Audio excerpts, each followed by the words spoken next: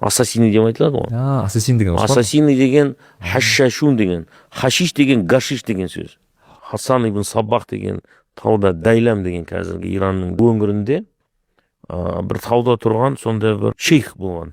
Бұл өзінің жақтастарын гашишпен наркоман қылған ғой, былай айтқанда. Содан кейін тауға апарған, ол жерде әртүрлі мықты тамақтар, тағы да басқа нәпсіге жағатын нәрселер жасатқан. Қайтып апарып тастаған, айтқан, міне сен жұмаққа апардым.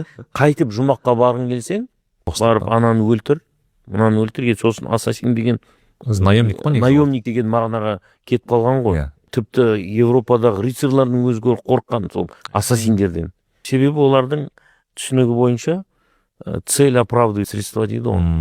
Сүннит низамул мүлкті өлтірген сол хашашиндер. Енді ассасиндер соншалықты конспирацияға кіріп кеткен батинизмге. Мысалға, сүннит низамул мүлкті өлтіру керек па? Жанында сүннит шәкірт болып, тәрбиеленіп, қызметкер болып, өмір бойы сүннит болып көрініп, содан кейін час X болған кезде өлтіріп кетеді.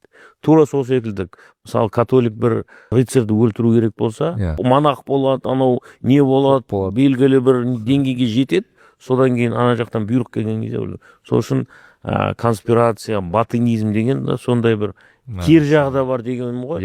Бір жағынан Руми бар, бір жағынан Физули бар, бірақ бір жағынан осындай да Хасан ибн Саббах секілді ислам әлеміне өте қауіпті тұлғалар да болған. Ассасини секілді осындай үлкен қауіпті ағымдар да шыққан негізінде.